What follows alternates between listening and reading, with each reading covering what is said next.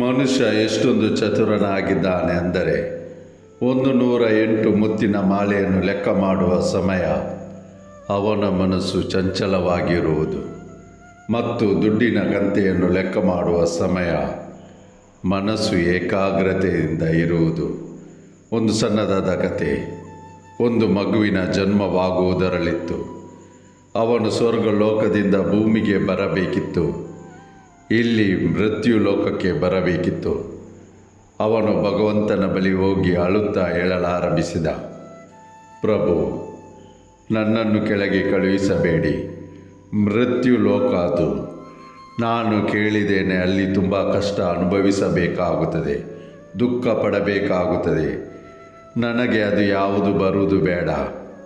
ಪ್ರಭು ಹೇಳಿದರು, ಹೋಗುವುದು ವಿಧಿಯ ನಿಯಮ. ನಿನ್ನ ಜನ್ಮವಾಗುವ ಸಮಯ ನಿಶ್ಚಿತವಾಗಿದೆ, ನೀನು ಹೋಗಲೇಬೇಕು. ಆ ಬಾಲಕ ತುಂಬ ಅಳುತ್ತಿದ್ದ, ಹೇಳುತ್ತಿದ್ದ, ನನ್ನನ್ನು ಕಳುಹಿಸಬೇಡಿ. ಭಗವಂತ ಹೇಳಿದರು, ಚಿಂತೆ ಏಕೆ ಮಾಡುತ್ತಿರುವೆ? ನಾನು ನಿನ್ನ ಜೊತೆ ಕೆಳಗೆ ಇರುತ್ತೇನೆ. ಬಾಲಕ ತುಂಬ ಸ್ಮಾರ್ಟ್ ಆಗಿದ್ದ. ನನಗೆ ತಿಳಿದಿದೆ, ನೀವು ಕೆಳಗೆ ಕಾಣಿಸುವುದೇ ಇಲ್ಲ, ಅದೃಶ್ಯರಾಗುತ್ತೀರಿ. ನನಗೆ ಹೇಗೆ ತಿಳಿಯುವುದು ನೀವು ನನ್ನ ಸಂಗಡ ಇದ್ದೀರಿ ಎಂದು? ಭಗವಂತ ಹೇಳಿದರು, ಪ್ರತಿ ಕ್ಷಣ ಪ್ರತಿ ಗಳಿಗೆ ನಿನ್ನ ಜೊತೆ ನಾನು ಇರುತ್ತೇನೆ, ನೀನು ಚಿಂತೆ ಮಾಡಬೇಡ. ಆ ಬಾಲಕ ಹೇಳಿದ, ಭಗವಂತ, ನಿಮ್ಮ ಈ ಮಾತಿನಲ್ಲಿ ಭರವಸೆ ಹೇಗೆ ಇಡಲಿ? ನೀವು ನನಗೆ ಒಂದು ಸರಿಯಾದ ಸಾಕ್ಷಿ ಕೊಡಿ, ನೀವು ಸದಾ ನನ್ನ ಜೊತೆ ಇದ್ದೀರಿ ಎಂದು. ಭಗವಂತ ಹೇಳಿದರು, ಸರಿ, ಒಂದು ಕೆಲಸ ಮಾಡು. ಯಾವಾಗಲೆಲ್ಲ ನಿನಗೆ ನನ್ನ ನೆನಪು ಬರುವುದು, ನನ್ನ ಅನುಭೂತಿಯನ್ನು ತಿಳಿಯಲು ನೀನು ಕಣ್ಣು ಮುಚ್ಚಿಕೋ. ಕಣ್ಣು ಮುಚ್ಚಿದಾಗ ನಿನಗೆ 2 ಜೋಡಿ ಕಾಲಿನ ಹೆಜ್ಜೆಗಳ ಗುರುತು ಕಾಣಸಿಗುವುದು. ಒಂದು ನಿನ್ನ ಕಾಲಿನ ಹೆಜ್ಜೆಯ ಗುರುತು ಆಗಿರುವುದು, ಇನ್ನೊಂದು ನನ್ನ ಕಾಲಿನ ಹೆಜ್ಜೆಯ ಗುರುತು ಆಗಿರುವುದು. ಬಾಲಕ ತುಂಬ ಖುಷಿಪಟ್ಟ. ಸಮಯ ನಿಶ್ಚಿತವಾಗಿತ್ತು. ಜನ್ಮ ಆಯಿತು. ಜನ್ಮದ ನಂತರ ದೊಡ್ಡವನಾದ. ಅವನಿಗೆ ಭಗವಂತನು ಹೇಳಿದ ಮಾತುಗಳು ನೆನಪಿನಲ್ಲಿದ್ದವು. ಅವನ ಜೀವನದಲ್ಲಿ ಖುಷಿಯ ಕ್ಷಣ ಬರುತ್ತಿತ್ತು. ಕಣ್ಣು ಮುಚ್ಚಿ ನೋಡುತ್ತಿದ್ದ, ಅನುಭೂತಿ ಪಡೆಯುತ್ತಿದ್ದ. ಅವನಿಗೆ ಕಾಣಿಸುತ್ತಿತ್ತು, 2 ಜೋಡಿ ಹೆಜ್ಜೆಗಳ ಗುರುತು ಕಾಣಿಸುತ್ತಿತ್ತು. ತುಂಬ ಖುಷಿ ಪಡುತ್ತಿದ್ದ. ಭಗವಂತ ನನ್ನ ಸಂಗಡ ಇದ್ದಾರೆ. ಒಂದು ಬಾರಿ ಬಾಲ್ಯದಲ್ಲಿ ಸೈಕಲ್ನಿಂದ ಕೆಳಗೆ ಬಿದ್ದು ಬಿಟ್ಟ. ಭಯಾನಕವಾದ ಆಕ್ಸಿಡೆಂಟ್ ಆಗಿತ್ತು. ಮನೆಗೆ ಬಂದ.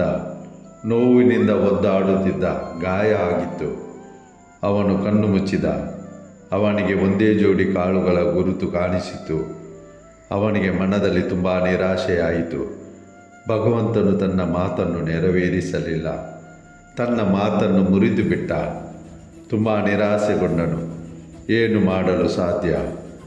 ಭಗವಂತನೊಡನೆ ಮಾತುಗಳು ನಡೆಯುತ್ತಿರಲಿಲ್ಲ. ಜೀವನದಲ್ಲಿ ಮುಂದಕ್ಕೆ ಹೋದ. ಎಲ್ಲಿ ಖುಷಿಯ ಕ್ಷಣಗಳು ಬರುತ್ತಿದ್ದವು, ಅಲ್ಲಿ ಕಣ್ಣು ಮುಚ್ಚಿದಾಗ 2 ಜೋಡಿ ಕಾಲುಗಳ ಗುರುತು ಕಾಣಸಿಗುತ್ತಿತ್ತು. ಅವನು ಬಿಸ್ನೆಸ್ ಮಾಡಲು ಪ್ರಾರಂಭಿಸಿದ. ಬಿಸ್ನೆಸ್ನಲ್ಲಿ ನಷ್ಟವಾಯಿತು. ಆ ದಿನ ಮನೆಗೆ ಬಂದು ಕಣ್ಣು ಮುಚ್ಚಿದಾಗ ಕಾಣಿಸಿತು 1 ಜೋಡಿ ಕಾಲುಗಳ ಗುರುತು. ಜೀವನದಲ್ಲಿ ಯಾವಾಗಲೆಲ್ಲ ಸುಖ ಬರುತ್ತಿತ್ತು, ಆವಾಗ 2 ಜೋಡಿ ಕಾಲುಗಳ ಗುರುತು ಕಾಣಿಸುತ್ತಿತ್ತು. ಯಾವಾಗಲೆಲ್ಲ ದುಃಖದ ಕ್ಷಣ, ಸಂಕಟ ಬರುತ್ತಿತ್ತು, ಒಂದೇ ಜೋಡಿ ಕಾಲುಗಳ ಗುರುತು ಕಾಣಸಿಗುತ್ತಿತ್ತು. ಒಂದು ಸಮಯ ಬಂತು. ಭೂಮಿ ಬಿಟ್ಟು ವಾಪಸ್ ಹೋಗುವ ಸಮಯ. ಅವನು ಮೃತ್ಯುಶಯ್ಯದಲ್ಲಿದ್ದ. ಆಸ್ಪತ್ರೆಯಲ್ಲಿ ಬೆಡ್ನಲ್ಲಿ ಮಲಗಿದ್ದ. ಒಂದು ಬಾರಿ ಮತ್ತೆ ಕಣ್ಣು ಮುಚ್ಚಿದ. ತಿಳಿಯಲು ಬಯಸಿದ, ಈಗ ಜೊತೆಯಲ್ಲಿ ಇದ್ದಾರೆಯೇ ಇಲ್ಲವೇ? ಅವನು ಕಣ್ಣು ಮುಚ್ಚಿದಾಗ ಅವನಿಗೆ ಮತ್ತೆ ಒಂದೇ ಜೋಡಿ ಕಾಲುಗಳ ಗುರುತು ಕಾಣಸಿಕ್ಕಿತು. ತುಂಬ ನಿರಾಶೆಗೊಳಗಾದ. ಭಗವಂತ ತನ್ನ ಮಾತನ್ನು ನಿಭಾಯಿಸಲಿಲ್ಲ. ಮೃತ್ಯುವಿನ ನಂತರ ಮೇಲೆ ಸ್ವರ್ಗಕ್ಕೆ ತಲುಪಿದ. ಹೋಗಿ ಭಗವಂತನೊಡನೆ ವಾದ ಮಾಡಲಾರಂಭಿಸಿದ. ನೀವು ಹೇಳಿದ್ದೀರಿ, ಪ್ರತಿ ಕ್ಷಣ ಪ್ರತಿ ಗಳಿಗೆ ಪ್ರತಿ ಸಮಯ ಜೊತೆಗಿರುತ್ತೇನೆ. ನನ್ನ ಜೀವನದಲ್ಲಿ ಯಾವಾಗಲೆಲ್ಲ ಸಂತೋಷ ಬರುತ್ತಿತ್ತು. 2 ಜೋಡಿ ಕಾಲುಗಳ ಗುರುತು ಕಾಣಸಿಗುತ್ತಿತ್ತು. ಆವಾಗ ನೀವು ನನ್ನ ಜೊತೆಗಿದ್ದೀರಿ. ಆದರೆ ಯಾವಾಗ ಸಂಕಟ ಪಡುತ್ತಿದ್ದೆ, ಯಾವಾಗ ದುಃಖ ಬರುತ್ತಿತ್ತು, ಯಾವಾಗ ನಷ್ಟವಾಯಿತು, ಆವಾಗ ಕೇವಲ ಒಂದೇ ಜೋಡಿ ಕಾಲುಗಳ ಗುರುತುಗಳಿದ್ದವು. ನೀವು ನನ್ನ ಜೊತೆ ಇರಲೇ ಇಲ್ಲ. ನೀವು ನಿಮ್ಮ ಮಾತನ್ನು ಯಾಕೆ ಮುರಿದು ಬಿಟ್ಟಿದ್ದೀರಿ? ಯಾಕೆ ನೆರವೇರಿಸಲಿಲ್ಲ? ಯಾಕೆ ಪೂರ್ತಿ ಮಾಡಲಿಲ್ಲ? ಭಗವಂತ ಹೇಳಿದರು, ಮಗು, ನೀನು ದುಃಖದಲ್ಲಿರುವಾಗ, ನೀನು ಅನಾರೋಗ್ಯದಲ್ಲಿರುವಾಗ, ನೀನು ಸಂಕಟ ಪಡುತ್ತಿದ್ದಾಗ ನನ್ನ ಹೃದಯವು ವೇದನೆಯಿಂದ ನೀರಾಗುತ್ತಿತ್ತು. ನಾನು ಭಾವುಕನಾಗುತ್ತಿದ್ದೆ. ನಿನ್ನನ್ನು ನನ್ನ ಮಡಿಲಲ್ಲಿ ಎತ್ತಿ ಹಿಡಿಯುತ್ತಿದ್ದೆ.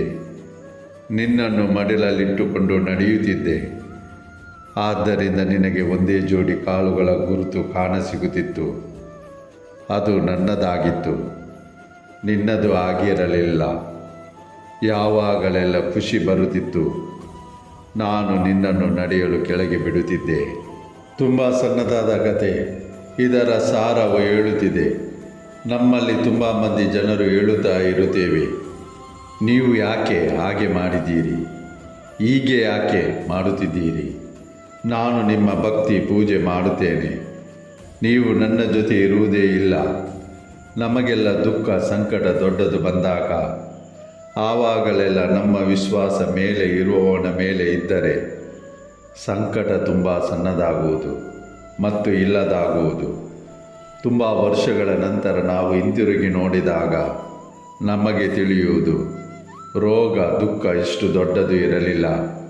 ನಾವು ದೊಡ್ಡದೆಂದು ಯೋಚಿಸುವಷ್ಟು ನಾವು ಮೇಲೆ ಇರುವವನ ಭಕ್ತಿ ಪೂಜೆ ಮಾಡುತ್ತಾ ಇದ್ದರೆ ಎಷ್ಟೇ ದೊಡ್ಡ ಸಂಕಟ ಬರಲಿ, ಎಷ್ಟೇ ದೊಡ್ಡ ಆಘಾತ ಬರಲಿ, ಎಲ್ಲವೂ ಸರಿಯಾಗುವುದು.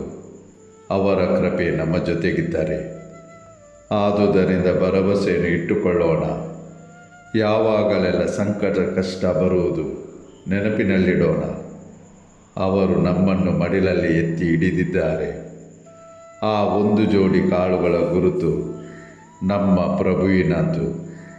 ಈ ಚಿಕ್ಕದಾದ ಕತೆ ಇದೇ ಮೆಸೇಜ್ ನೀಡುತ್ತಿದೆ. ಸ್ನೇಹಿತರೆ, ಈ ಮಾತು ನಿಮಗೆ ಸರಿ ಎಂದು ಅನಿಸಿದರೆ ಲೈಕ್ ಬಟನ್ ಒತ್ತಿ ಲೈಕ್ ಮಾಡಿ. ನಾವೆಲ್ಲರೂ ಸದಾ ಪಾಸಿಟಿವ್ ಆಗಿ ಚಿಂತಿಸಲು, ಒಳ್ಳೆಯ ಕರ್ಮ ಮಾಡಲು ಪ್ರಾರಂಭಿಸೋಣ. ಮೇಲೆ ಇರುವವನ ಆಶೀರ್ವಾದದಿಂದ, ನಿಮ್ಮವರ ಪ್ರೀತಿಯಿಂದ, ನಿಮ್ಮ ಆತ್ಮವಿಶ್ವಾಸದಿಂದ ಪ್ರಯತ್ನಿಸಿ ಗೆಲುವು ನಿಮ್ಮದಾಗಿಸಿ. ಈ ಜಗತ್ತು ನಿಮ್ಮನ್ನು ಹಿಂಬಾಲಿಸುವಂತೆ ಮಾಡಿ. ನೀವು ನಮ್ಮ ಚಾನಲ್ ಸಬ್ಸ್ಕ್ರೈಬ್ ಮಾಡದೇ ಇದ್ದರೆ ಸಬ್ಸ್ಕ್ರೈಬ್ ಮಾಡಿ. ನಿಮ್ಮ ಪ್ರೋತ್ಸಾಹದ ಅಗತ್ಯ ನಮಗಿದೆ. ನಿಮ್ಮ ಭೇಟಿ ಮುಂದಿನ ಕಥೆಯೊಡನೆ. ಅಲ್ಲಿಯವರೆಗೆ ನಿಮ್ಮ ಕಾಳಜಿ ವಹಿಸಿ ಸದಾ ನಗುನಗುತ್ತಾ ಇರಿ.